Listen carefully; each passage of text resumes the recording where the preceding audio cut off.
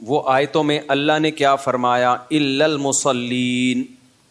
اللہ فرماتے ہیں کہ جو لوگ ڈپریشن کا شکار ہو جاتے ہیں، جلد بازی میں فیصلے جلد بازی میں کرتے ہیں، ان میں تدبر نہیں ہے، غور و فکر نہیں ہے، تو لیکن کچھ علامتیں اپنے اندر پیدا کر لو تو تمہارے اندر سے جلد بازی، جس جلد بازی کے نتیجے میں ڈپریشن ہوتی ہے، خودکشی کے خیالات آتے ہیں، یعنی زندگی سکون کی گزرے گی تمہاری، اس کے لیے چند کام کرنے پڑیں گے. نمبر 1، نماز کی مکمل پابندی.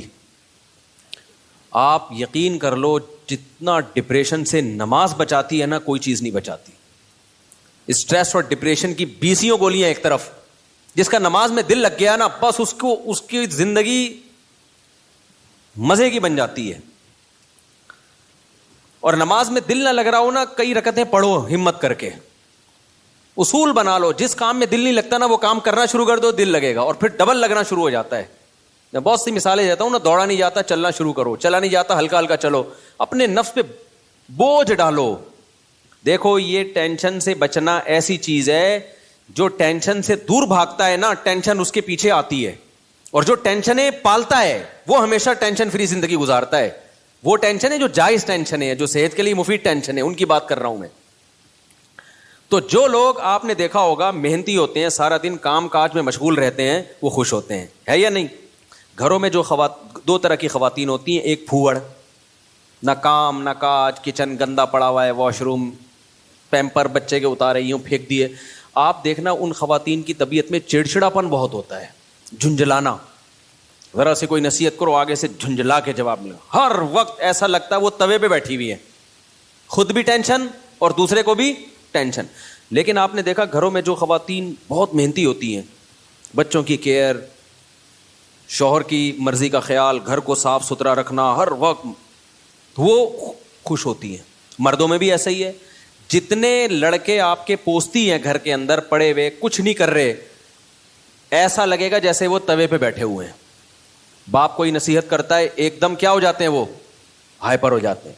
آپ لوگوں نے خود بھی نوٹ کی ہے نا یہ بات. وجہ کیا ہے کہ جو آدمی کام کاج کی ٹینشن نہیں لیتا نا، تو اللہ اس کو اسٹریس میں ڈال دیتے ہیں. جو محنت کے کام نہیں کرتا اسٹریس میں ڈال دیتے ہیں اس کو، ہر وقت ٹینشن ہے، وہ چڑچڑاپن پیدا ہوتا ہے. اور جو محنتی ہوتے ہیں، صبح اٹھے ٹھک ٹھک ٹھک اپنے کام نمٹائے. میں اپنا بتا دوں، جس دن میں کوئی ٹاسک پوری کرتا ہوں کہ مجھے خیال ہوتا ہے آج میں نے یہ کام نمٹانا ہے، تو وہ نمٹا دیتا ہوں. خدا کی قسم ایسا سکون ملتا ہے نا کہ بیان نہیں کیا جا سکتا. وہ آپ بھی کر کے دیکھ لو. آپ ایک اسکیجول بناؤ کہ آج دن میں نے یہ سارے کام کرنے اور مغرب تک میں ان کاموں سے فارغ ہو جاؤں گا. دیکھو آپ کام کرنے کے بعد جب فراغت ہوگی، آپ کو ایسا سکون ملے گا کہ آپ کو سکون کے لیے کسی ٹیبلٹ کی ضرورت نہیں رہے گی. تو آج کل ڈپریشن اور اسٹریس کی جو بیماریاں پھیل رہی ہیں، اس کی ایک بہت بڑی وجہ بیکاری. بس ہر آدمی چاہتا ہے میں لائف کو انجوائے کروں، یوں کر کے بیٹھا رہوں، انجوائے کروں، پھر ٹک ٹاک دیکھتا رہے گا اور گھماتا رہے گا، دیکھ یہ والا دیکھ لیا، یہ والا دیکھ لیا. ہوتے ہوتے لاشعوری طور پر وہ آپ کے دماغ کو اندر سے ڈیمیج کر رہا ہے، آپ کو پتہ بھی نہیں ہوتا. اس میں سیاسی خبریں آ رہی ہیں، کوئی دوسرے کو گالی، وہ اس کو گالی، وہ فلانا ایسا، وہ ڈمکانا ایسا، کارٹون بنا کے سیاسی لیڈروں کے مذاق.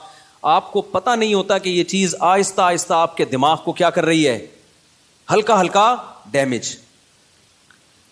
تو نماز انسان کے نا کا شیڈول بنا دیتی ہے. ہم نے جتنے بڑے لوگوں کو دیکھا ہے، وہ کیا کر رہے ہوتے ہیں، وہ اپنے ٹائمنگ کیسے فکس کرتے ہیں. کافر کیسے کرتا ہے، 8 بجے یہ کرنا ہے، 9 بجے یہ، 10 بجے یہ، شام 4 بجے یہ. نمازی کیا کرتا ہے، فجر کے بعد کی یہ روٹین، فجر سے پہلے کی یہ روٹین، ظہر کے بعد کی، بولو نا یار، یہ روٹین، عصر کے بعد کی یہ روٹین، عصر سے پہلے کی یہ روٹین، مغرب کے بعد کی. اور یہ جو نمازوں کے ٹائم ہے نا، کمال کی بات پتہ ہے کیا ہے، یہ نیچرل ہے، گھڑی نیچرل نہیں ہے. نہیں آئی بات. سورج جب نکلتا اور غروب ہوتا ہے نا، تو فطری طور پر انسان کی باڈی کے اندر تبدیلیاں آ رہی ہوتی ہیں، فطری طور پر. تو اسلام چونکہ دین فطرت ہے نا، تو اس نے اوقات بھی کیسے رکھے ہیں، نیچر کے حساب سے رکھے ہیں. تو نمازوں کے حساب سے اپنے آپ کو فٹ کرو گے، زیادہ سکون رہے گا. کیونکہ دن کی روشنی میں انسان کا مزاج الگ طریقے سے کام کر رہا ہوتا ہے، رات کے اندھیرے میں الگ طریقے سے ہوتا ہے. تو اللہ نے کیا فرمایا کہ الا المصلین الذین هم علی صلاتہم دائمون, یہ لوگ نمازوں میں پابندی کرتے ہیں. تو آج سے عزم کرو کسی قیمت پہ بھی نماز انشاءاللہ ضائع نہیں کریں گے. اور سب سے زیادہ سکون اللہ نے فجر کی نماز میں رکھا ہے. تھوڑی سی ٹینشن ہے بھائی, اٹھا لو, لیکن پڑھ کے جب سلام پھیرو گے نا آپ کو لگے گا یار آج تو ہٹو بچو ہو گیا ہے. ہمارے ایک دوست تھے, نمازی تھے لیکن اڑاتے بھی بہت تھے نماز, ہے نا. اب وہ بہت پرانی بات ہے, 15-20 سال پرانی بات, بالکل ینگ تھے, تو نائٹ فال بھی ہو جاتا ہے جوان آدمی کو. ایک دن کیا ہوا, میں نے ان کو بولا بھائی آپ کو سفر میں حضر میں کہیں بھی ہونا, آپ نے غسل کر کے نماز پڑھنی ہے. وہ جاب کرتے تھے کسی کمپنی میں, انہوں نے کہا یار ادھر کہاں میں رات کو سوؤں اور نائٹ فال ہو جائے, کون غسل کرے گا, کیا ہے بھائی بڑی ٹینشن ہے یار. میں نے کہا یہ عزم کر لو کچھ بھی ہو آپ نے غسل کر کے نماز بولو پڑھنی, کچھ بھی ہو جائے. پانی کا انتظام کیسے کرنا یہ آپ کا ہیڈک ہے, کرنا ہے. تو اللہ انہیں جزائے خیر دے, انہوں نے ہماری وصیت پر عمل کیا. ایک دن پھر انہوں نے ہمیں بتایا کہ سردیاں تھیں, غسل فرض ہو گیا, صبح پریشان ہوں کہاں سے پانی لے کر آیا, کہیں جنگل منگل میں ہو گیا, کوئی پروجیکٹ ہوتا ہے نا, پانی لایا اور پھر کس طریقے سے میں نے بڑی ٹینشن میں سردی میں غسل کیا. کہتے ہیں خدا کی قسم اس کے بعد جو نماز پڑھی ہے, ان کے الفاظ ہیں, اتنا لطف اور اتنا مزہ آیا کہ اب میں آگے کہہ رہا ہوں ہٹو بچوں ہو گیا. یہ ہٹو بچوں ان کے نہیں تھے, یہ میرے الفاظ. اتنا مزہ آیا. تو انسان ٹینشن اٹھا کے جو کام کرتا ہے لطف اور مزہ بولو اسی میں ہے. چھٹی والے دن جب مزہ آتا ہے جب ورکنگ ڈیز کے بعد چھٹی آئے. روزانہ ہی اگر چھٹیاں ہوں تو مزہ آئے گا. ابے دیکھو سنڈے کو لوگوں کی چھٹی ہوتی ہے, ہم لوگ مدرسے میں تو جمعے کو ہوتی ہے. سنڈے کی چھٹی کا مزہ جب ہے جب منڈے کی چھٹی نہ ہو, اور ٹیوزڈے کی بھی نہ ہو, وینسڈے کی بھی نہ ہو, تھرسڈے کی بھی نہ ہو, فرائیڈے کی بھی نہ ہو, تب جا کے سنڈے کی چھٹی کا مزہ آتا ہے. لیکن اگر ہر دن سنڈے ہے تو پھر کوئی بھی دن سنڈے نہیں ہے. نہیں آئی نا, یہی تو مسئلہ ہے. تو کچھ کرنے کے بعد جب چھٹی ہوتی ہے تو مزہ ہوتا ہے. چھٹی چل رہی ہے پاگل ہو جائے گا آدمی. ہمیں یاد ہے پورے سال میں نا مدرسے میں ہماری 2 مہینے کی چھٹیاں ہوتی تھیں, اب بھی 2 مہینے کی ہوتی ہیں, لیکن طلب علمی کے دور میں تو بہت ٹف لائف تھی ہماری. پورا ہفتہ مدرسے میں رہنا پڑتا تھا ہمیں. ہم لوگ جمعرات کو عصر کی نماز کے بعد نکلتے تھے, چھٹی ہوتی تھی جمعرات کو, عصر کے بعد 1.5 سے 2 گھنٹے میں گھر پہنچے, رات ہو گئی, 1 ہفتے بعد پہنچے, اور اگلے دن عصر ہم نے مدرسے میں پڑھنی ہوتی تھی, تو چند گھنٹے کی چھٹی. یہ روٹین جب پورے سال ہوگی تو جب 2 مہینے کی چھٹیاں آنے والی ہوں گی تو خوشی سے کیا عالم ہوگا, کیا عالم ہوگا نا خوشی سے. تو ایسی خوشی ہوتی تھی یار ابھی 2 مہینے تک بالکل ہی ویلے ہونے والے ہم. اتنی خوشی ہوتی تھی کہ 1 مہینہ پہلے سے خوشی میں نیند اڑ جاتی تھی کہ چھٹی آنے والی ہے. لیکن اس روٹین کے بعد, لیکن اگر یہ روٹین کے بعد وہ 2 مہینے کی چھٹی نہ آتی بلکہ چھٹی کے بعد چھٹی آتی تو سوائے اسٹریس اور ڈپریشن کے کچھ بھی حاصل بولو نہیں ہوتا. یہ میں پوری تقریر آپ کو سمجھانے کے لیے کر رہا ہوں کہ اپنے آپ کو پریشانیوں میں یعنی ورک کی ٹینشن میں, کاموں کی ٹینشنوں میں ڈالو گے تو سکون ملے گا, اور اگر صرف سکون کی خاطر فارغ رہنا سیکھو گے تو سکون نہیں ملے گا آپ کو. سکون ہمیشہ کام کے لوگوں کو ملتا ہے, خوش رہتے ہیں, بھاگتے دوڑتے لوگ ہمیشہ خوش رہتے ہیں. اور جو پڑے ہوئے ہیں ادھر گٹر کے ڈھکن پہ بیٹھ گئے, گپے مارنا شروع کر دی جیسے کراچی کے لونڈے لپاڑے کرتے ہیں, یہی ہو رہا ہے. بیٹھے تو اٹھ ہی نہیں رہے, نہ نماز کے ٹائم پہ اٹھ کے جا رہے ہیں, کچھ بھی نہیں, بیٹھے ہیں. آپ کیا کر رہا ہے, پان سے ایک پیک نکال کے ادھر پھینکی, پھر اٹھ کے گھر گیا, وہاں تھوڑی سی ابا سے صلواتیں سنی, سو رہا ہے تو پھر ٹک ٹاک پہ لگ گیا, لگے پوری رات گزر گئی, پھر اپنی مرضی سے سو گیا, پھر اٹھ گیا, پھر جب سوتے سوتے تھک گیا تو اٹھ گیا, تھک گیا تو کیا ہو گیا, اڑ گیا. اب کیا کریں, وہی کریں جو کل کیا تھا, دوبارہ سے اسی ڈھکن پہ جا کے بیٹھو. ہو سکتا ہے 2-4 بے وقوف ابھی بھی وہیں بیٹھے ہوئے ہوں, پھر دوبارہ ڈھکن پہ جا کے. گٹر کے ڈھکن تو جو چوری ہونے سے بچ گئے ہیں نا, وہ یہی والے ڈھکن ہیں جن پہ لوگ آ کے بیٹھتے ہیں, باقی تو سارے چوری ہو گئے. اب حضرت مفتی تقی عثمانی صاحب کی عمر ماشاءاللہ کافی ہو گئی ہے, لیکن صحت عمر کے لحاظ سے بہت اچھی, حالانکہ اتنی بزی اور اتنی ٹف لائف گزاری ہے انہوں نے. 8 گھنٹے مطالعہ کا معمول رہا ہے ایک دور میں. لیکن ہم جب بھی حضرت سے ملتے ہیں حضرت خوش طبع ہیں, تو حضرت بہت خوش مزاج ہیں. حالانکہ اتنا مصروف آدمی تو دیکھنے میں لگتا ہے خوش مزاج ہو ہی نہیں سکتا. جتنے میں نے دیکھے نا مصروف, میرے شیخ حضرت مفتی رشید احمد صاحب بہت بزی رہتے تھے, حضرت تو اتنے بزی تھے, حضرت فرماتے تھے کہ اپنی زندگی کا شیڈول ایسا بنانا چاہیے کہ ایک بوتل میں پانی بھرا ہوا ہے, بوتل میں کیا ہے, پانی بھرا ہوا, اور ڈھکن لگا دیا آپ نے. اب اس میں ایک قطرہ پانی جب جائے گا جب پرانا ایک قطرہ نکلے گا. بات سمجھ میں آ رہی ہے؟ ایک قطرے کی بھی جگہ نہیں ہے. ایک قطرہ جب اس میں جائے گا جب ایک قطرہ پہلے سے اس میں نکالا جائے گا. تو فرمایا اگر یہ قطرہ زیادہ قیمتی ہے تو پرانے قطرے کو نکالو, اس قطرے کو ڈالو. یہ قطرہ پرانے قطرے سے زیادہ قیمتی نہیں ہے تو اسی کو رہنے دو, لیکن ہوگا, ریپلیس ہی ہوگا, نیا آئے گا, پرانا نکلے گا.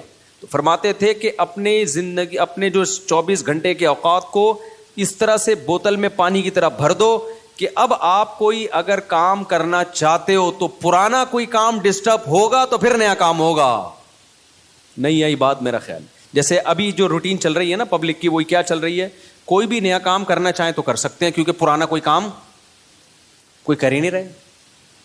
10 کام مزید شروع کر سکتے ہیں کیونکہ فارغ ہی فارغ ہیں. جبکہ ہمارے حضرت کا کیا تھا کہ حضرت نے اگر کوئی نیا کام کرنا ہے نا, کوئی بھی, جیسے کسی کتاب کا مطالعہ کرنا ہے تو پہلے سے جو کام ہو رہا ہے نا اس کا ناغہ کرنا پڑے گا. تو پھر اس میں کمپیئر کیا جائے گا کہ پرانا کام زیادہ قیمتی ہے یا نیا کام. یعنی کاموں کا حرج تو ہوگا کیونکہ 24 گھنٹے مصروف ہیں تو کام کا حرج تو ہوگا, لہذا نئے کام کے لیے ٹائم نہیں ہے. نیا کام اس میں جب داخل ہوگا جب نیا پرانے سے بھی زیادہ امپورٹنٹ ہوگا. مثال کے طور پر 24 گھنٹے آپ کا ایک اسکیجول ہے, ایک شیڈول ہے. اب نیا کام کیا ہے, آپ کی بچی بیمار ہے, ایمرجنسی میں ہاسپٹل لے کے جانا ہے, لیکن آپ کا وہ مطالعے کا ٹائم ہے یا ورزش کا ٹائم ہے یا اور کوئی بزی یا اس جاب کا ٹائم ہے. تو اب آپ کیا کرو گے بھائی, نقصان تو ہوگا, آفس کا ناغہ ہوگا, ناغہ تو ہوگا, لیکن اب یہ کام ان تمام کاموں سے زیادہ اہم. بچی کی جان تو بچانی ہے نا, یا اپنی جان ہو یا بچی کی جان ہو. تو اس طرح سے ہونا چاہیے. آپ کہہ سکتے ہیں لو بھائی یہ تو زندگی کا مزہ ہی کرکرا ہو جائے گا, 24 گھنٹے اپنے آپ کو ایسا بزی بنا کے رکھو, یہ تو انسان نہیں, یہ تو گدھا ہو گیا نا. میں سمجھا پا رہا ہوں اپنی بات جو میں بیان کر رہا ہوں, مجھے لگ رہا ہے آپ کے چہروں سے ایسا لگ رہا ہے کہ شاید میں سمجھا نہیں پا رہا. بھائی آپ کہیں گے کہ ہمیں اپنے آپ کو خوش رہنے کے لیے, شریعت پہ چلنے کے لیے 24 گھنٹے ہمیں اپنے آپ کو کیا رکھنا ہے, بزی رکھنا ہے. تو یہ تو انسان نہیں, یہ کیا ہو گیا بھائی, گدھا. تو گٹر کا ڈھکن کہاں گیا اس میں, تو زندگی کے مزہ ہی کرکرے ہو گئے. تو دیکھو 24 گھنٹے بزی رکھنے کا مطلب یہ نہیں ہے کہ مطالعے میں, پڑھائی میں اور ہر وقت ایسے کاموں میں جس سے تھکاوٹ ہی ہو, بلکہ اس میں تفریح بھی, وہ بھی ضروری کاموں میں داخل ہے. دوستوں سے کبھی کبھار بیٹھ کے گپ شپ بھی ان ضروری کاموں میں, کیونکہ دماغ کو فریش رکھنے کے لیے ضروری ہے کہ کبھی کبھار گٹر کے ڈھکن پہ جا کے بیٹھا کرے, تھوڑا ابے تبے کے ماحول میں دوست احباب سے بات چیت کر لیا کرے, تھوڑا سا ریلیکس رہے گا اور سوسائٹی میں ان رہے گا. کیونکہ جو بالکل سوسائٹی سے کٹ کے بالکل ہی پپو بن جاتے ہیں نا, وہ دنیا میں کسی کام کے نہیں رہتے, وہ کسی کام کے نہیں رہتے دنیا میں. لیکن اس کا ایک ٹائم ہو. میں اپنے دوستوں میں ایسے لوگوں کو جانتا ہوں, ہمارے ساتھ گپ شپ تھی ان کی گپ شپ بھی ٹائم سے ہوتی تھی. اس وقت وہ ہم آج وہ بہت بڑے عہدوں پہ پہنچے ہوئے ہیں. بھی چند دن پہلے ایک کا فون بھی آیا کہ آپ وہی طارق مسعود ہو جو ہمارے ساتھ کھیلا کرتے تھے, گپ شپ تھی. میں نے کہا ہاں. میں نے کہا آج کل کیا وہ بہت بڑا آفیسر بن چکا ہے, وہ نام نہیں بتاؤں گا میں, بہت بڑی فلم بن گیا بھائی وہ. لیکن اس کی روٹین کیا تھی مجھے یاد ہے. اس کی روٹین یہ تھی کہ بیٹھے ہیں نا دوست احباب تھڑے پر, ہاں ہی چل رہا ہے, ٹائم دیکھا یار 1 گھنٹہ ہو گیا بس, یا آدھا گھنٹہ ہو گیا, کہتے میرا اسٹڈی ٹائم شروع ہو گیا. اتنے نیک بچے کراچی میں پائے نہیں جاتے, لیکن وہ تھا. یہ بات کر رہا ہوں جب ہم 16-17 سال کے تھے. اس وقت گپے مار رہے ہیں, ایسے بھی نہیں ہے کہ گپ شپ ہی نہ ہو دوستوں کے ساتھ, یہ بھی نہیں ہے. اور یہ بھی نہیں ہے کہ بیٹھے ہیں تو بیٹھے ہی ہیں, نہ نہ نہ. اس نے ٹائم ایک بنایا ہوا تھا, گھر کا ماحول ایسا تھا نا. تو اب آ کے بیٹھے, ابھی گپ شپ شروع کر دیا, اور بھائی ہاں ہی باتیں, کرکٹ ہم ساتھ کھیلا کرتے تھے, کرکٹ کی باتیں چل رہی ہیں, گپ شپ ہو رہی ہے. یار میرا اسٹڈی ٹائم شروع ہو رہا ہے, میں جا رہا ہوں. ہم کہتے تھے یار عجیب انسان ہے بھائی, اتنا نیک آدمی. تو یہ ہے کہ یہ نہیں کہ آپ نے دوستوں کی محفلیں بالکل چھوڑ دیں, گپ شپ بالکل چھوڑ دی, کھیل کود بالکل چھوڑ دیا, لیکن اس کو بھی اپنے شیڈول کا حصہ بنانا ہے. اس کو بھی جتنا ٹائم بنتا ہے اتنا دینا ہے. اب ہو یہ رہا ہے کہ کوئی پلاننگ نہیں ہے, کوئی روٹین نہیں ہے, تو ہم اپنی زندگی اپنی مرضی سے نہیں چلا رہے, ہمیں کوئی اور چلا رہا ہے. اور پتہ ہے کون ہے؟ اس کو پیار سے شیطان کہا جاتا ہے. ہمیں کون چلا رہا ہے؟ شیطان بتاتا ہے اب اڑ جا, کیونکہ سو سو کے اب تو تھک گیا ہے. تو ہم کہتے ہیں چلو بھائی اب اڑ جاتے ہیں. شیطان بتاتا ہے کہ دوبارہ سو جا. اتوار کو لوگ کیا کرتے ہیں چھٹی والے دن؟ 12 بجے سو کے اٹھیں گے, اس کے بعد حلوہ پوری وہ نہیں رش ہوتا, اتنا بھاری بھرکم ناشتہ کریں گے کہ آدھے گھنٹے بعد دوبارہ سے غنودگی شروع. لہذا دوبارہ شیطان کیا کہتا ہے؟ اب دوبارہ کیا بنتا ہے؟ سونا بنتا ہے. دوبارہ سو گئے, تو سارا دن سوئے, ساری رات سوئے. تو میرے بھائی خوش رہنا چاہتے ہو نا, تو اپنی روٹین بناؤ اور روٹین کو اپنے تابع رکھو, نہ یہ کہ آپ شیطان کے تابع بن جاؤ. بار بار میں ایک مثال دیتا ہوں, گھوڑے کی لگام اگر آپ کے ہاتھ میں ہوگی تو گھوڑا آپ کی مرضی سے سفر کرے گا.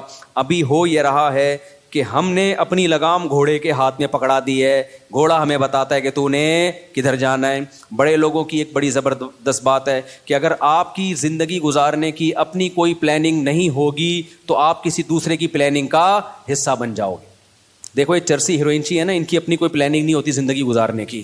یہ ہوتی ہے اگر انہوں نے پلاننگ سے اوقات طے کیے ہوتے کہ ہم نے یہ کرنا ہے, صبح اٹھ کے یہ کرنا ہے, دوپہر یہ کرنا ہے, شام کو یہ کرنا ہے, اپنی پلاننگ ہوتی تو چرس پیتے ہی ہے. کیا ہو گیا بھائی؟ بولو نا, نہیں پیتے نا. اپنی کوئی پلاننگ نہیں تھی, ایم ہی اٹھ کے ایک دن نکلے, ایک دوست نے چرس پکڑائی. تو اب یہ کس کی پلاننگ کا حصہ بن گئے؟ چرس اور ہیروئن کے جو اسمگلر ہیں نا, ان کی پلاننگ تھی ہم نے پیسہ کمانا ہے, تو وہ کروڑ پتی بن گئے کیونکہ ان کی کوئی پلاننگ نہیں تھی. تو یہ لوگ ان کی پلاننگ کا حصہ بن کے انہوں نے اپنا بیڑا غرق کر دیا, ان کو ارب پتی بنا دیا. ہر دفعہ ایسا ہی ہوتا ہے. آپ کی اپنی پلاننگ نہیں ہے کہ میں نے کتنی دیر فیس بک پہ بیٹھنا ہے, کتنی دیر یوٹیوب پہ بیٹھنا ہے, بس آپ نے بیٹھ گئے تو کوئی پلاننگ نہیں ہے. تو آپ دیکھتے جا رہے ہو, دماغ آپ کا خراب ہو رہا ہے. یہ اس نے اس کو گالی دی, اس نے 80 لیٹر کا کارٹون بنا دیا. اپنی کوئی پلاننگ نہیں ہے کہ میں نے دیکھنا کون سا چینل ہے, کتنی دیر دیکھنا ہے, معلوماتی چینل دیکھنا ہے, ادھر ادھر دائیں بائیں چیزیں میں نے نہیں دیکھنی. نیوز بھی ایک حد تک دیکھنی ہے, بس اتنی کافی ہے ہمارے لیے آج کی تاریخ میں. یہ تھوڑی کہ نیوز ہی سنتے چلے جاؤ. کیا تحقیق کرنی آج میں نے؟ اگر نہیں ہے نا تو آپ دیکھتے چلے جاؤ گے. اور جو یوٹیوبرز یا فیس بکیے یا ٹک ٹاکرز ہیں, ان کی پلاننگ تھی کہ ہم نے ویوز بڑھا کے پیسہ کمانا ہے, تو آپ جیسے بے وقوف ان کی پلاننگ کا حصہ, آپ کا نقصان, اور وہ کروڑ پتی بن رہے ہیں. نہیں آئی بات؟ میرا خیال ہے دیکھو یوٹیوبرز ویورز کے لیے کیا کرتے ہیں. فلانے مولوی نے, مفتی طارق مسعود نے آج انجینئر کے پرخچے اڑا دیے, حالانکہ میں نے کہیں نہیں ایسے اڑائے ہوتے. وہ ایک دم وہ لگائے گا نا ایک وہ تھم نیل پہ, ابے تمہیں کیا کرنا ہے پرخچے اڑائے کہ نہیں اڑائے؟ تمہیں کسی مسئلے کی تحقیق کرنی ہے, کسی خاص مسئلے کی, تو تم اس مسئلے کو دیکھو. یار مفتی طارق مسعود نے اس مسئلے طلاق کے مسئلے کی تحقیق کرنی ہے, یا اور کوئی مسئلہ, یار اس پہ میں سرچ کر رہا ہوں, مجھے ضرورت ہے, یا یہ کاروبار حلال ہے یا نہیں ہے, میں ڈراپ شپنگ کرتا ہوں, اب ڈراپ شپنگ ہے حلال, چلو مفتی طارق مسعود ڈراپ شپنگ لکھ کے سرچ کرو. یہ آپ کی پلاننگ ہوگی, اس میں آپ کو فائدہ ہوگا. لیکن ہو کیا رہا ہے؟ یوٹیوبر اٹریکٹ کرنے کے لیے تھم نیل پہ عنوان لگائے گا, مفتی طارق مسعود دوبارہ جہلم. کل ایسا ہی ہوا, میرے سامنے آتا ہے, میں نہیں دیکھتا کہ یار میں, حالانکہ میں دیکھ سکتا ہوں نا کہ کیا کہا ہے بھائی اس نے. کل ایک میرے سامنے سے ویڈیو گزری, اس پہ لکھا مفتی طارق مسعود دوبارہ جہلم پہنچ گئے. میں کراچی میں بیٹھ کے دیکھ رہا ہوں, میرا بھی دل چاہ رہا تھا نا میں کلک کروں. کیا خیال ہے یار میرے بارے میں جھوٹ کیوں بولا, کیا بولا, لیکن میں نہیں کیا کلک. میں نے کہا وہ بے وقوف ہے, ہم تھوڑی بے وقوف ہیں بھائی. ہمیں پتہ ہے جھوٹ ہے, جھوٹ آگے ہو سکتا ہے اندر جو مضمون ہو وہ یہ ہو کہ جانا چاہ رہے تھے لیکن نہیں گئے, ہو سکتا ہے یہ لکھا ہوا اس نے, یہ لکھا ہوا ہو, لیکن سچ لکھا ہے جھوٹ لکھا ہے, میں کیا کروں گا؟ میرا تو ٹائم ویسٹ ہوگا نا, میں کام کی چیز دیکھوں نا. لیکن میں نے جس ویوز دیکھے پبلک کا رجحان دیکھنے کے لیے کہ پتہ نہیں کتنے ویوز آئے ہوئے تھے اس پہ, اور جا کے لے کے کمنٹس میں گالیاں دی ہوں گی لوگوں نے کہ بھائی کیا کر رہا ہے, جھوٹ کیوں بول رہا ہے.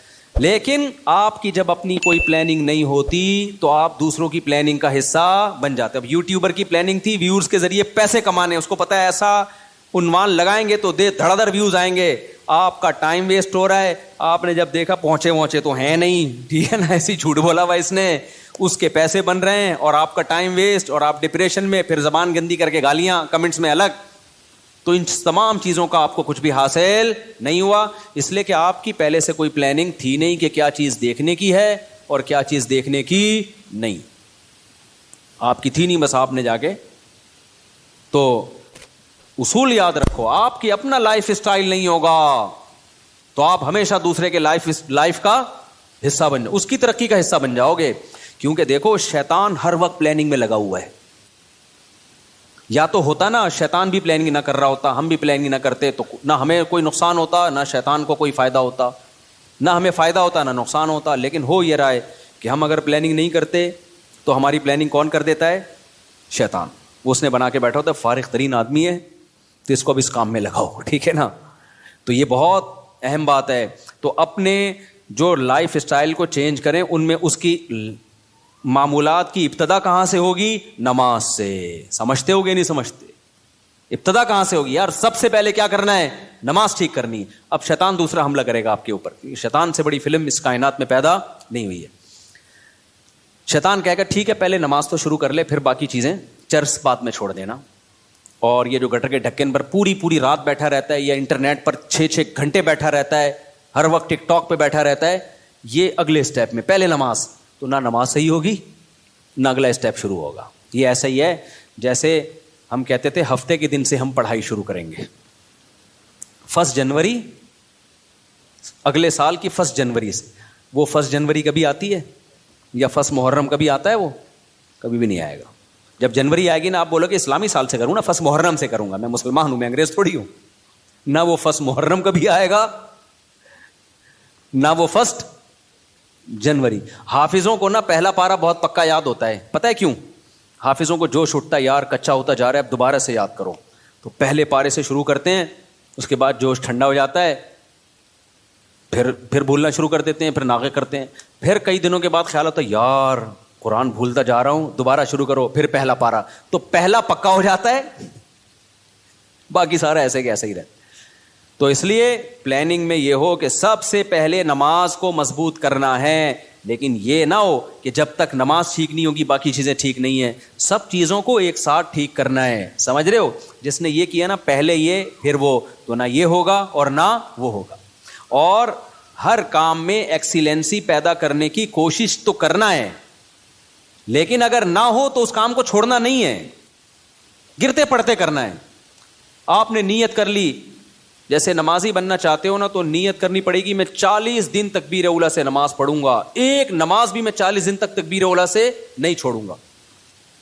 یہ ہے ایکسیلنسی. لیکن اب کیا ہوگا؟ 2-4 دن کے بعد تھوڑا جوش ہلکا ہوا، ایک دن تکبیر تحریمہ کا ناغہ ہو گیا، تکبیر اولیٰ کا ناغہ ہو گیا، یہ نماز کا ناغہ ہو گیا. شیطان کہے گا تیرے بس کا نہیں ہے، اب نہیں ہو سکتا. شیطان سے بولو میں نے ریکارڈ تو بنانا ہی نہیں ہے بھائی، ہو گیا نا دوبارہ سے شروع کر دوں میں، کیا خیال ہے؟ کیونکہ یہ انسان کے ساتھ ہوتا ہے، بہت مشکل ہے بھائی بالکل ایک دم سے ایکوریٹ ہو جانا. گرتے پڑتے ہی لوگ اللہ کی طرف جاتے ہیں. اگر سارے ایک دم سیدھے چلنا شروع ہو جاتے تو یہ حدیث پھر کیوں ہوتی کہ نبی صلی اللہ علیہ وسلم نے فرمایا، اللہ تعالیٰ فرماتے ہیں من تقرب الی شبرا تقربت الیہ باعا، جو ایک بالش میری طرف چل کے آتا ہے میں ایک ہاتھ اس کی طرف چل کے جاتا ہوں، اور جو میری طرف چل کے آتا ہے اتیتہ ہرولا، میں اس کی طرف دوڑ کے جاتا ہوں. یہ حدیث ہے ہی یہ سمجھانے کے لیے کہ آپ پہل تو کرو، آنا تو شروع ہو، گرتے پڑتے ہی آؤ. کچھ آپ کرو گے، کچھ کون کرے گا؟ کچھ اللہ کرے گا. تو کیا کرنا ہے بھائی؟ اپنے شیڈول کو، اپنے اسکیجول کو تبدیل کرنے کے لیے سب سے پہلے ابتدا کہاں سے کرنی ہے؟ نماز سے. بھائی اب زندگی میں نماز کبھی بھی نہیں چھوٹے گی. اب نماز میں اپنے آپ کو پابند کرنے کے لیے چند چیزیں ہیں.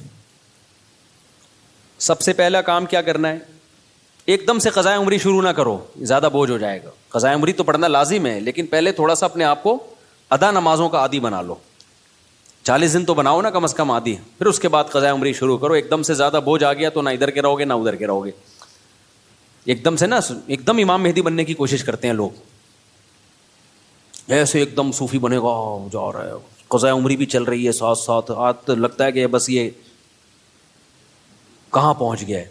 وہ بخار ہوتا ہے چند دنوں میں وہ کافور ہو جاتا ہے، اڑ جاتا ہے وہ. تو نماز کا عادی بنانے کے لیے کرنا کیا ہے؟ اپنے اوپر کوئی جرمانہ رکھنا ہے، سزا رکھنی ہے. بھائی مجھ سے اگر فجر کی نماز چھوٹ گئی تو اس دن ناشتہ بولو نہیں کروں گا. ناشتہ اسی دن ہوگا جس دن فجر کی نماز ہوگی. سزا دو اپنے آپ کو. حکیم اختر صاحب رحمہ اللہ تعالیٰ فرمایا کرتے تھے یہ کتنی بڑی بے غیرتی ہے کہ اللہ نے کہا تھا نماز پڑھو فجر کی, آپ اللہ کا حکم آپ سے اتنا سا پورا نہیں ہوا اور صبح پراٹھے کھانے کے لیے ناشتے پہ بیٹھ جاتے. کتنی بڑی بے غیرتی ہے نا کہ اللہ کی نعمتوں سے تو پھوڑنے کے لیے آ جاتے ہیں, بس جو اللہ نے کام لگایا وہ ہو نہیں رہا. تو غیرت کا تقاضا بھی ہے, فجر گئی تو ناشتہ بھی گیا. اے اللہ اب ہمارے منہ سے تو نوالا اترے گا نہیں. کتنا مزہ آتا ہے صبح ناشتہ کرنے میں نا, آپ کو نہیں آتا, مجھے تو بہت آتا ہے. خیر کتنا لطف ملتا ہے جب بھوک لگ رہی ہو اور انسان مزے کا ناشتہ کرے. تو یہ اللہ ہم سے کام بہت کم لیتا ہے, نعمتیں ہمیں بہت زیادہ دیتا ہے, اور اس فجر پڑھنے میں بھی ہمارا ہی فائدہ ہے, سکون ہمیں ہی مل رہا ہے, صحت بھی اچھی ہوتی ہے, جلدی اٹھنے میں آکسیجن ملتی ہے. اور صبح کی جو دھوپ ہے نا, یہ جو ٹھنڈی دھوپ ہوتی ہے صبح کی, سرخ دھوپ, یہ وائٹامن ڈی بہت تیزی سے بڑھاتی ہے باڈی میں لگی. دھوپ ویسے بھی وٹامن ڈی بڑھاتی ہے چاہے دوپہر کی دھوپ ہی ہو, لیکن جو صبح کی دھوپ ہے جب سورج سرخ ہوتا ہے, یہ والی دھوپ بہت زیادہ آپ کی باڈی کو مضبوط کرتی ہے, ہڈیوں کو مضبوط کرتی ہے. تو ہمارا ہی فائدہ اس میں. تو اپنے آپ کو نماز کا پابند بنانے کے لیے کیا کرنا ہے بھائی؟ فجر چھوٹ گئی, ناشتہ گیا. ظہر چھوٹ گئی تو کچھ پیسے رکھ لو. ہر آدمی اپنے حساب سے پیسے رکھے کہ اتنے پیسے میں. اب میں یہ نہیں کہوں گا کہ ظہر چھوٹ گئی تو لنچ بھی گیا, کیونکہ سزا اتنی دے انسان جتنی ایفورڈ کر پائے, ورنہ ہوگا یہ کہ آپ نہ سزا پہ عمل کرو گے نہ نماز. بہت زیادہ سزا دینا بھی ٹھیک نہیں ہے. اب مثال کے طور پر آپ نے کہا کہ فجر گئی تو میں اپنی گردن ہی اڑا دوں گا, تو کون اڑائے گا بھائی؟ خام خب وہ بات کرو نا جو پاسبل ہے. یا فجر ہو گئی تو اپنے آپ کو فجر گئی تو سگریٹ سے جلاؤں گا اپنے آپ کو, تو سزا اتنی جو ایفورڈ. یا فجر گئی تو 10 لاکھ روپے صدقہ کروں گا, ایسا نہیں ہوتا. نہ 10 لاکھ صدقہ کرے گا بھائی, اتنا نیک ہوتا تو پڑھ ہی نہ لیتا. تو سزا اتنی ہونی چاہیے جو اتنی ہلکی بھی نہ ہو کہ کوئی تکلیف ہی نہ ہو, اور اتنی بھاری بھی نہ ہو کہ سزا ہی نہ دی جا سکے. وہ ہر آدمی خود فیصلہ کرے اپنے بارے میں. تو اور نبی صلی اللہ علیہ وسلم نے ارشاد فرمایا, دیکھو اسلام میں جتنی فضیلت نماز کی ہے کسی حکم کی اتنی فضیلت نہیں ہے. آپ صلی اللہ علیہ وسلم نے فرمایا, دیکھو قیامت کے دن جب اللہ کا دربار لگے گا, ہم دنیا میں جب کوئی بڑی مجلس ہوتی ہے تو ایسی محفل میں جہاں کوئی حاکم وزیر اعظم آیا ہوا ہو, ہر ایک کی کوشش ہوتی ہے آگے. ڈاکٹر ذاکر نائک کا جب پروگرام, کتنے لوگ یار ہمیں آگے سیٹ مل جائے, ہمیں آگے سیٹ مل جائے. تو یہ تو کچھ بھی نہیں ہے بھائی. اصل تو وہ دربار ہوگا جو اللہ کا لگے گا قیامت کے دن. تو اس میں جس کو آگے سیٹ ملے گی نا, حقیقت میں وہ واقعی فخر کرے گا. تو نبی صلی اللہ علیہ وسلم نے فرمایا اس دن آگے کا ٹکٹ کس کو ملے گا؟ حدیث کا مفہوم بیان کر رہا ہوں کہ نمازوں میں جو سب سے آگے ہوا کرتے تھے, اگلی صف میں ہوا کرتے تھے, کیونکہ اللہ کا ایک دربار دنیا میں لگتا ہے جس میں اللہ نظر نہیں آتا ہمیں, بس ایمان لائے ہیں بھائی اللہ کا دربار ہے, تو وہ غیب ہے. تو اس میں جو آگے آگے ہوگا, تو جب سچی مچی کا دربار لگے گا جس میں اللہ موجود ہوگا, تو نبی صلی اللہ علیہ وسلم نے فرمایا جو صف میں سب سے آگے ہوتے تھے قیامت کے دن بھی وہ اللہ کے ہاں سب سے آگے ہوں گے, اور جو صفوں میں جتنا پیچھے ہوتے تھے قیامت کے دن بھی وہ صفوں میں اتنا پیچھے ہوں گے. کچھ لوگوں کی عادت ہوتی ہے ایک رکعت نکالنا فرض ہے. ہمارے محلے میں ایک صاحب ہوا کرتے تھے, فجر میں لازمی ایک رکعت نکلتی تھی ان کی. اچھا فجر 5 بجے ہو رہی ہے تو وہ 5:05 پہ آ رہے ہیں. ہم ان سے کہتے تھے یار ایک رکعت کیوں نکالتے ہو, تھوڑا 2 منٹ پہلے آ جاؤ. کہتے یار اصل میں رات کو نیند پوری نہیں ہوتی. پھر جب نماز 5:15 پہ ہوئی تو بھی ایک رکعت نکل رہی ہے. یہ ایک بیماری ہے, میں آپ کو بتا رہا ہوں بھائی. اب تو 15 منٹ زیادہ مل گئے نا, تو زیادہ مل کے ان کی نیند اسی حساب سے آگے جا رہی ہے.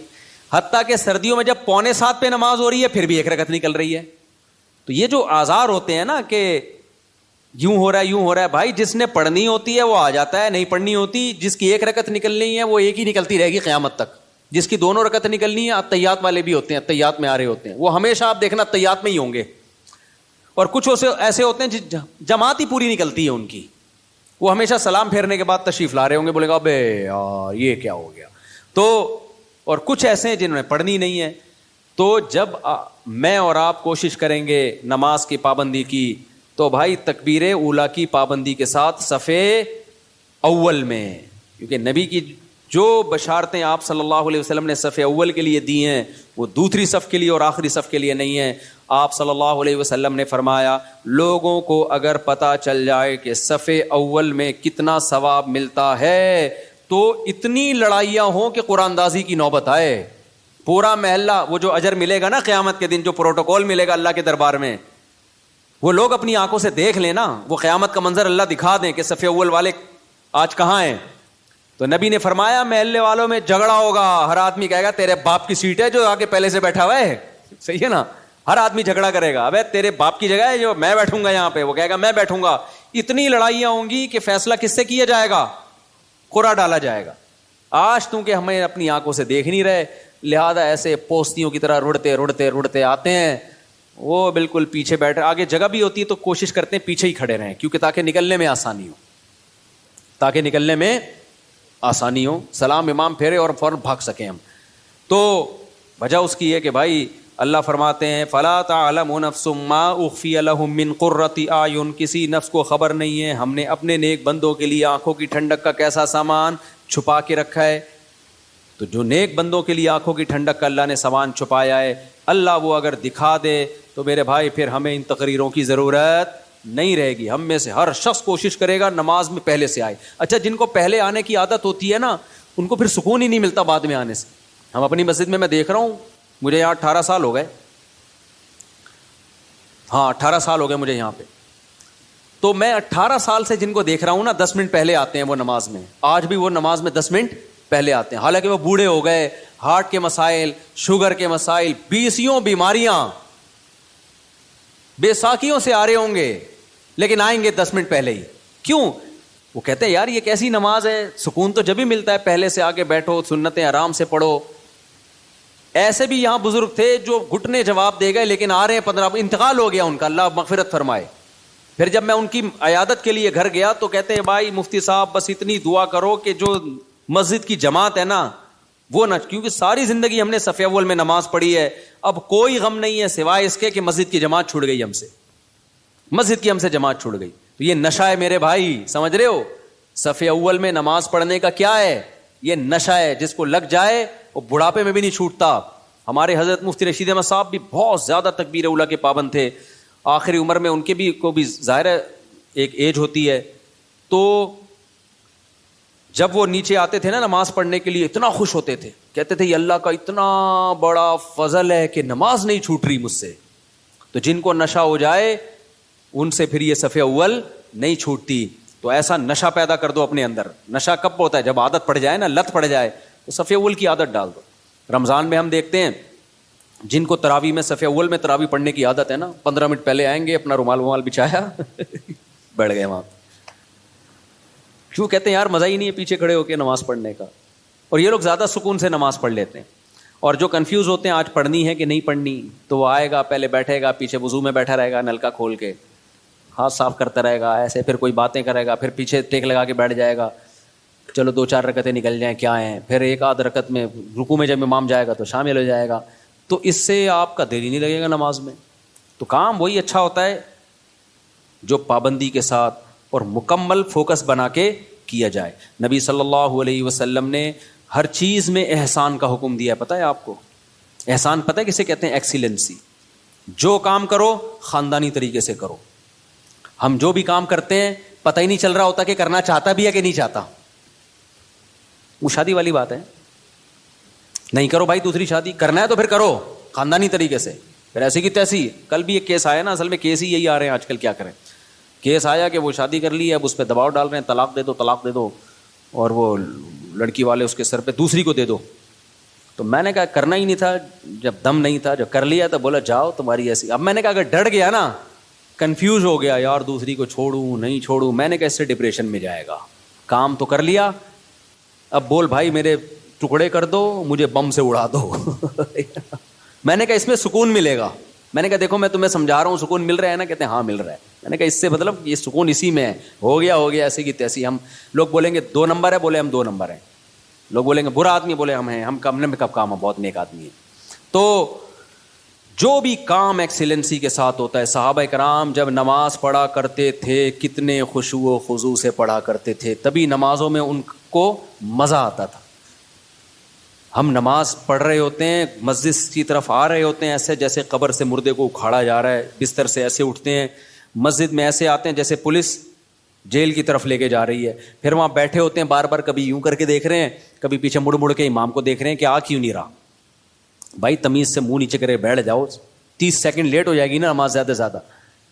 پھر سلام کے بعد فوراً ایک دم نا ایسے جیسے توے پہ بٹھایا ہوا ہے, ہلنا شروع ہو جائے گا کہ اٹھوں کیسے میں یہاں سے. سکون سے نبی صلی اللہ علیہ وسلم نے فرمایا جتنی دیر انسان نماز کے انتظار میں ہوتا ہے اللہ کی ہاں اتنی دیر نماز ہی کی حالت میں ہوتا ہے, وہ اس کو نماز کا ثواب ملتا رہتا ہے, اس کو نماز کا ثواب ملتا رہتا ہے. اور جتنی دور سے چل کے آئے گا, آپ صلی اللہ علیہ وسلم نے فرمایا ہر قدم پہ اللہ ایک نیکی دیں گے اور ایک گناہ اس کا معاف کریں گے. تو کتنے فضائل ہیں میرے بھائی نماز پڑھنے کے. نبی صلی اللہ علیہ وسلم نے فرمایا, کیا پیاری حدیث ہے یار, اس سے تو بڑا مزہ آتا ہے. نبی نے فرمایا کہ میری امت قیامت کے دن اپنی چہروں کی سفیدی سے پہچانی جائے گی, کیونکہ اتنا وضو کیا ہوگا نا اس نے زندگی میں.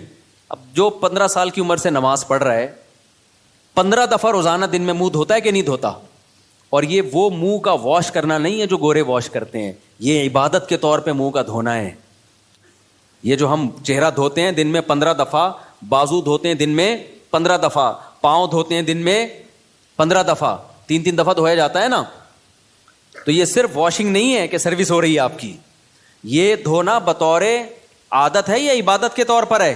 بتاؤ. یہ عبادت کے طور پہ دھویا جا رہا ہے, منہ اللہ نے حکم دیا.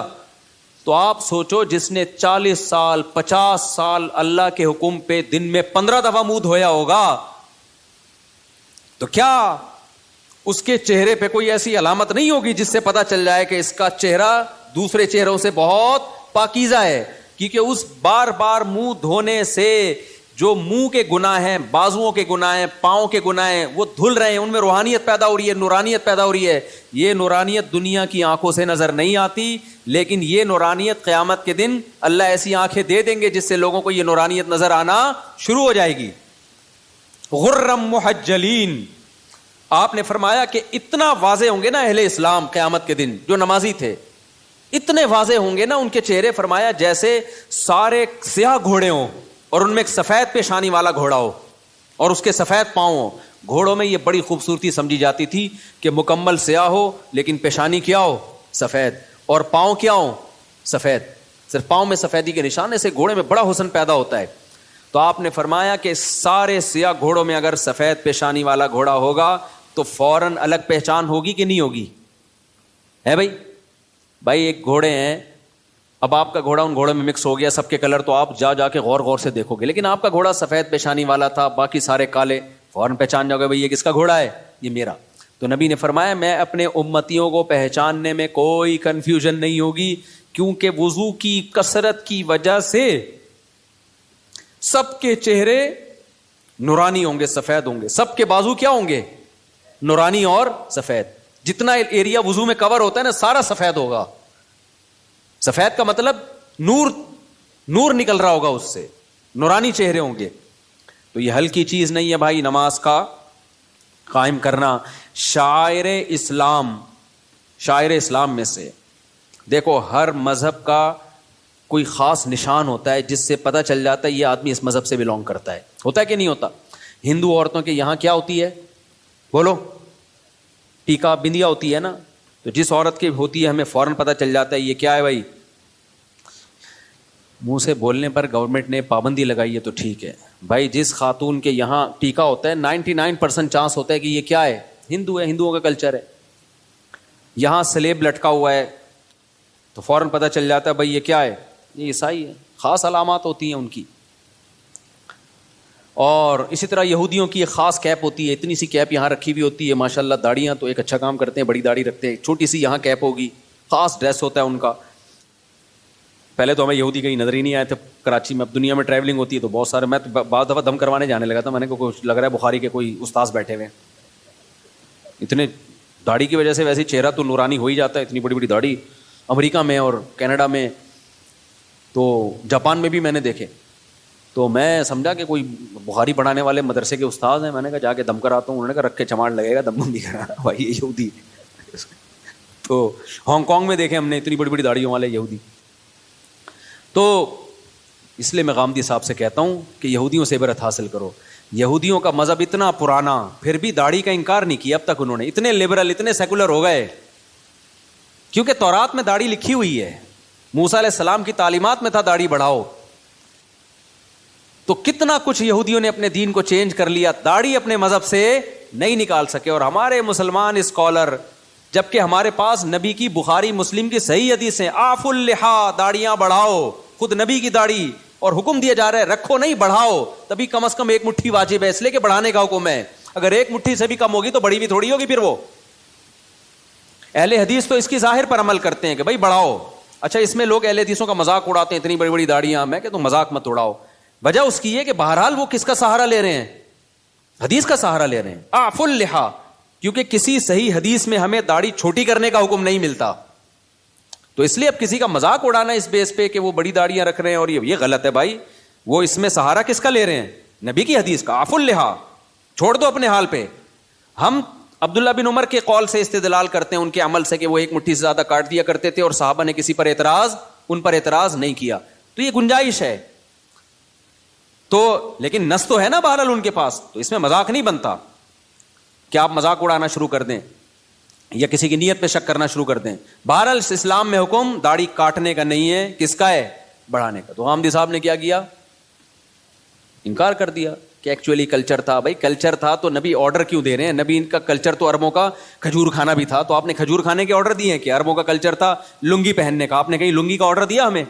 عربوں کا کلچر تھا گدھے کی سواری کا, تو آپ نے آرڈر دیا ہمیں گدھے کی سواری کرو؟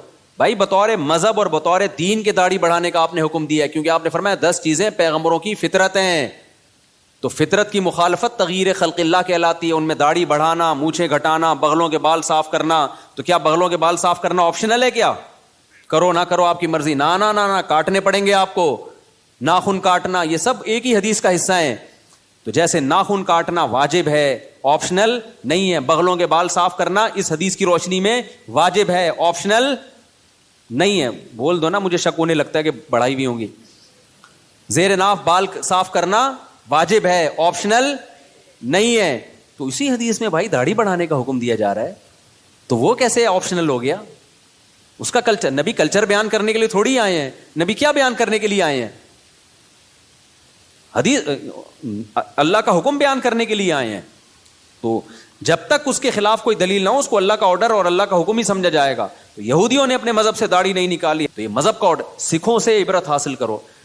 جب میں کینیڈا کے ایئرپورٹ پہ اترا ہوں, مجھے اتنی بڑی بڑی داڑھیوں والے سردار نظر آئے. حالانکہ ایئرپورٹ پہ وہ جاب کر رہے ہیں, کوئی مینیجر ہے, کوئی پائلٹ ہے, داڑھی سب نے رکھی. 99 جو میرا تجزیہ غلط بھی ہو سکتا ہے, کیونکہ ہو سکتا ہے جنہوں نے داڑھی کاٹی ہوئی مجھے پتہ ہی نہ چل رہا ہو کہ یہ سکھ ہے یا کچھ اور, لیکن انہوں نے رکھی ہوئی ہے.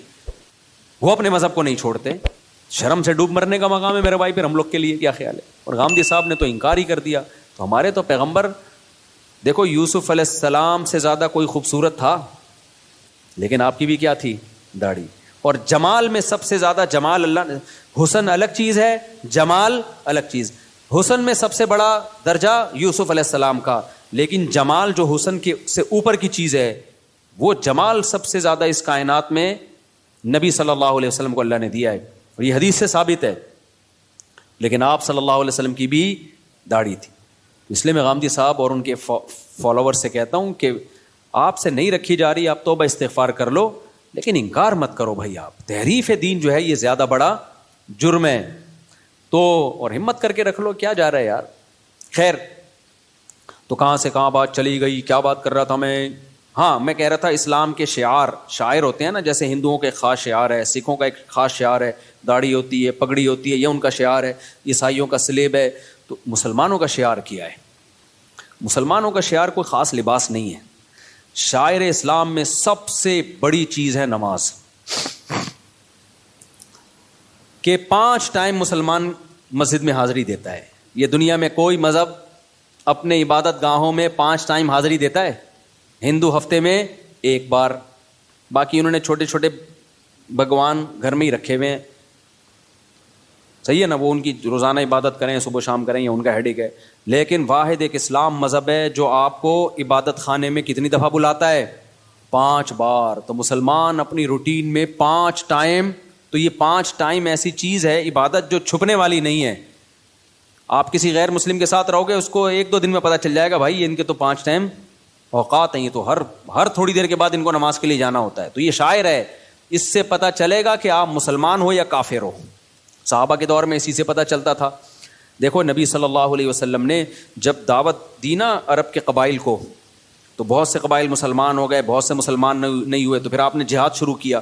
تو حدیث میں آتا ہے, کیونکہ کوئی معاہدہ تو تھا نہیں نا, جنگ تھی, تو آپ صلی اللہ علیہ وسلم لشکر لے کے جاتے, اس علاقے کے قریب پڑاؤ ڈالتے کہ ابھی ہم نے اس پہ حملہ کرنا ہے. تو دیکھتے کہ فجر کی اذان کی آواز آتی ہے کہ نہیں آتی. اگر فجر کی اذان کی آواز آئی, اس کا مطلب یہ کیا ہے؟ مسلمان ہیں, چھوڑ دو. اذان کی آواز نہیں آئی, بھائی یہ اسلام قبول ہی نہیں کیا. تو اذان اور نماز, یہی وجہ ہے کہ صحابی رسول کہتے ہیں کہ نبی کے دور میں نا بدترین سے بدترین منافق, جس کا سب کو پتا ہوتا تھا کہ یہ کمبخت اندر سے کافر ہے, صرف فیور لینے کے لیے مسلمان ہے, کمبخت, وہ بھی جماعت کی نماز میں آتا تھا. کیونکہ اگر وہ نماز میں نہیں آتا نا تو مسلمان سمجھتے کہ یہ کمبخت ابھی, یہ تو اس نے شو کر دیا کہ میں کافر ہوں. تو ایمان اور کفر کا فرق نماز سے سمجھا جاتا تھا. تو آج توحید کے بعد جس حکم کی سب سے زیادہ دھجیاں اڑائی جا رہی ہیں, وہ کون سا حکم ہے؟ وہ نماز ہے. میں بار بار قرآن کی آیت پیش کرتا ہوں نا کہ اگر نماز چھوڑنے کی تھوڑی سی بھی گنجائش ہوتی, دفتری کاموں کی وجہ سے, کل پیپر ہے آپ کا, یا سردی میں اٹھا نہیں جا رہا, یا آپ کو دل نہیں چاہ رہا, یا بیمار ہیں, تھوڑی سی بھی گنجائش ہوتی, تو سب سے بڑا عذر کیا تھا؟ میدان جنگ میں لڑائی. میدان جنگ میں جب کسی دشمن سے جنگ ہو رہی ہو, اس سے زیادہ ٹینشن والا کوئی حالت نہیں ہوتی. اس میں نماز چھوڑنے کی اجازت نہیں دی ہے بھائی. تو اب کیا رہ گیا؟ تو آپ کو اس لیے اجازت دے دی جائے فجر کہ آپ کی آج رخصتی ہوئی ہے. دولہا فجر میں اکثر کیا ہوتا ہے؟ شاٹ. کہتا ہے اتنے عرصے منتیں ماننے کے بعد میری شادی ہوئی ہے, تو فجر کیوں پڑھوں, میں پاگل ہوں کیا؟ وہ یہ سمجھ رہا ہوتا ہے. اور جو محلے کے لوگ ہوتے ہیں نا, جو آپ کے دوست, وہ کسی کو دیکھیں نہ دیکھیں, دولہا کو سب چیک کر رہے ہوتے ہیں آج فجر میں آیا کہ نہیں آیا. بڑے ہوشیار ہیں یار. دولہا کو سب کیا کر رہے ہوتے ہیں؟ چیک کر رہے ہوتے ہیں. ایک بندے کی, ہمارے دوست کی شادی ہوئی, وہ کبھی بھی فجر میں نہیں آتا تھا. شادی ہوئی تو پہنچ گیا, اور آدھا گھنٹہ پہلے سے آ کے بیٹھا ہوا ہے. میں نے کہا یار تم تو ویسے نظر کبھی نہیں آئے. نماز پڑھتا تھا لیکن جماعت نکل جاتی تھی. نماز پڑھتا تھا مگر جماعت نکل جاتی. میں نے کہا یا تو پورے سال پڑھ رہے ہوتے, اس سال اس رات کو بھی آ جاتے. ہم کہتے چلو یار ہمت کی اس نے. پورے سال کبھی میں نے آپ کو مسجد میں دیکھا نہیں, یعنی نماز پڑھتا تھا جماعت کے بعد آ کے, اور آج آپ آدھے گھنٹے سے آئے ہوئے ہو. کہتے یار سویا ہی نہیں ہوں. تو میں نے کہا نیند ہی نہیں آئی خوشی سے نا, خوشی سے نیند آئی نہیں ہے. تو اب میں نے کہا چلو آج پہلی دفعہ جماعت سے نماز پڑھ کے ریکارڈ قائم کرو. تو میں نے کہا میں تو آپ کو بہت نیک سمجھ رہا تھا, لیکن خیر یہ بھی غنیمت ہے. تو یہ شروع میں ہوتا ہے, خوشی سے نیند نہیں آتی. اس کے بعد کنواروں کو دیکھ دیکھ کے روتا ہے کہ کیسی گہری نیند سوتے ہیں یار, یہ کتنے گھوڑے بیچ کے سوتے ہیں, کوئی ٹینشن نہیں ہے. خیر, تو بھائی آج سے عزم کرتے ہو کہ نہیں کرتے؟ سفر ہو, حضر ہو, لڑائی ہو, جھگڑا ہو, پہلے سے پلاننگ کرنی ہے. کیونکہ قرآن نے نماز پڑھنے کا حکم نہیں دیا. یحافظون, حفاظت کا مطلب جس چیز کی حفاظت کرنی ہوتی ہے پہلے سے پلاننگ کرنی پڑتی ہے نا, یا اینڈ ٹائم پہ کرتے ہو. دیکھو بینک سے آپ کو 1 کروڑ روپے لے کے نکلنا ہے, اب یہ حفاظت کرنی ہے کہ نہیں کرنی؟ تو آپ نے کیا کیا, بینک سے 1 کروڑ روپے لے کے باہر آئے, سڑک پہ آ کے سوچ رہے ہو کہ اس کی میں نے حفاظت کیسے کرنی ہے. کیا خیال ہے؟ کیونکہ آپ نے سن لیا تھا کہ 1 کروڑ روپے کی ہم نے حفاظت کرنی ہے, لہذا نکالے, باہر نکلے, اور ابھی شاپر میں پڑے ہوئے. اب آپ کہہ رہے ہو یار میں حفاظت اس کی کرنی ہے, میں نے پلاننگ کرنی ہے. ہو جائے گی حفاظت, کیونکہ ڈاکو پہلے سے پلاننگ کر چکا ہوگا. کہ کچھ بے وقوف ایسے ہوتے ہیں جو پیسے لے کے نکلتے ہیں, نکلنے کے بعد سوچ رہے ہوتے ہیں ان کو کہاں رکھنا ہے ہم نے. تو ایسے لوگوں کی حماقت سے ڈاکو فائدہ اٹھاتے ہیں. تو آپ نے جب حفاظت کرنی ہوتی ہے تو پلاننگ پہلے سے, یار 1 کروڑ کا چیک ہے, کیش لے کے نکلنا ہے میں نے, تو پہلے سے سوچو کہاں سے نکلوں, کن کو ساتھ لے کے جاؤں, کون سا شاپر ہوگا, بلیک کلر کا شاپر ہوگا, اور اس شاپر میں جوتے ہوں گے, اور جوتے کے اوپر ٹوپیاں ہوں گی, اور مسواکیں ہوں گی, اور خود بھی دھوتی بنیان, تاکہ دیکھنے میں لگے کہ یہ بھیک مانگنے گیا تھا بینک میں, دھکے دے کے نکال دیا گیا اس کو. ہمارے ایک دوست ہیں دبئی میں, ارب پتی تاجر ہے نا, وہ ڈائمنڈ کا بڑا بزنس ہے. وہ لوگ ڈائمنڈ لے کر آتے ہیں افریقہ سے, افریقہ میں ڈائمنڈ نکلتا ہے نا, وہاں بڑی لڑائی ہے, ہم اتنے سے ڈائمنڈ کروڑوں روپے کا ہوتا ہے. میں نے کہا لاتے کیسے ہو؟ کہتے ہیں بھائی بڑی محنت کرنی پڑتی ہے, ہم جاتے ہیں, حالانکہ اتنا بڑا تاجر ہے وہ دبئی میں, اس کی بہت, میں نے جا کے دیکھا اس کا بزنس نا. تو کہتے ہیں ہم ایسے جاتے ہیں افریقہ کے جہاں پر یہ ڈائمنڈ نکلتا ہے نا, ہم دھوتی پہنتے ہیں, اوپر پھٹا ہوا بنیان, ایسے لگتا ہے کہ بیچارے کو 2 ٹائم سے کھانے کو روٹی نہیں ملی. کہہ رہے ہیں ایسے جا رہے ہوتے ہیں خراما بالکل غریبوں والا, لوگ سلام کر رہے ہوتے ہیں, ہو سکتا ہے کوئی 5 روپے ڈال دیتا ہو جیب میں, یار یہ میری طرف سے, منہ بھی ایسا بناتے ہیں کہ لگے کہ کبھی کھانے کو ملا ہی نہیں ہے اس کو. اور کہتے ہیں جو اگلا ہوتا ہے نا, جو ہمیں ڈائمنڈ دیتا ہے, وہ بھی ایسا ہی ہوتا ہے, اسے دیکھ کے بھی کوئی یہ نہیں کہہ سکتا کہ اس کی دھوتی میں ڈائمنڈ رکھا ہوا ہے. ایسے کہتے ہیں پارسل ہوتا ہے, وہاں سے آتا ہے, یہاں سے لیا کسی کو, کیونکہ اگر یہ جائیں نا لینڈ کروزر میں بیٹھ کے 3 پیس سوٹ اور ٹائی میں, تو ڈاکوؤں کو پتہ چل جائے گا کہ یہاں خربوزے خریدنے نہیں آیا ہے. صحیح ہے نا؟ تو پلاننگ پہلے سے کرنی پڑتی ہے جب چیز قیمتی ہوتی ہے. بینک سے پیسے لینے تو پہلے سے پلاننگ, یار یہ کیش اماؤنٹ لے کے نکلوں گا کیسے, میں کون سے راستے سے جانا ہے, کس گاڑی میں جانا ہے. اور سونے کے تاجر جو میرے جاننے والے ہیں وہ ایسے ہی کرتے ہیں, وہ کہتے ہیں ہم پھٹپٹی سی بائک, اب ایسا نہ ہو ڈاکو پھٹپٹی بائکوں کو لوٹنا شروع کر دیں اس چکر میں. کہہ رہے ہم جب زیادہ گولڈ لے کے جاتے ہیں ایسی پھٹپٹی سی بائک ہوتی ہے, اور بالکل ہی ایسے ہولیا ہوتا ہے, جا رہے ہوتے ہیں, کوئی بھی نہیں روکتا ہمیں. تو کیا ہوتا ہے, یہ نماز کی بھی حفاظت کے لیے پہلے سے پلاننگ کرنی پڑے گی. اب سفر ہے آپ کا, ٹرین میں جانا ہے, جہاز میں جانا ہے, پہلے سے بھائی نماز کیسے پڑھوں گا. اب جیسے میرا سفر ہوتا ہے نا, تو میں کیا کرتا ہوں, عصر کی نماز اگر ایئرپورٹ پہ ہے, مجھے پتا ہے مغرب جہاز میں ہوگی, تو بھائی جہاز میں وضو کرنا بڑا مسئلہ ہے, تو واش روم سے پہلے فارغ ہو جاؤ, عصر کا وضو مغرب میں چلانا ہے. اب پلاننگ پہلے سے نہیں ہوگی تو عصر کا وضو کر کے نماز پڑھ کے بیٹھ گئے, تھوڑی دیر میں پیشاب آنا شروع ہو گیا. اب جہاز میں اٹھ کے جانا, پھر واش روم یوز کرنا, پھر وضو کرنا, آسان کام نہیں ہے بھائی. بعض دفعہ وہ اٹھ رہی, سیٹ بیلٹ لگا کے بیٹھو بھائی جہاز میں, جہاز ان ٹربل. صحیح ہے نا, یہ ابھی سیٹ بیلٹ کھولنے کا آرڈر ہی نہیں آیا تو نماز قضا ہونے کا خطرہ ہوتا ہے. پھر کتنے بج کے کتنے منٹ پہ جہاز میں نے بتایا تھا نا, ایک حلال ٹرپ کے نام سے ایک ایپ آئی ہے. اچھا, اس پہ لوگوں کے کمنٹس تھے کہ مفتی صاحب کو حلال ٹرپ والوں نے پیسے دیے ہوئے ہیں. اللہ کی قسم اٹھا کے بولتا ہوں, حلال ٹرپ کے فرشتوں کو بھی خبر نہیں ہے. صحیح ہے, نہ اس کمپنی نے مجھے 1 روپیہ بھی نہیں دیا, نہ میں نے ان سے پوچھا. مجھے تو چونکہ وہ ایک اچھی ایپ لگی, بھائی نماز ضائع ہونے سے بچانے کے لیے نمازوں کی ٹائمنگ جہازوں میں اس سے پتہ چل جاتی ہے, اس لیے میں نے بتا دیا. تو اگر وہ مجھ سے ایگریمنٹ کرتے نا تو میں تو اناؤنسمنٹ کرتا ہی نہیں پھر, کیونکہ پھر میرے اوپر سوالیہ نشان ہوتا, میرا اپنا ضمیر ملامت کرتا, بھائی تو پیسوں کے چکر میں لوگوں کو گائیڈ کر رہا ہے, نماز کا منجن بیچ رہا ہے تو. نماز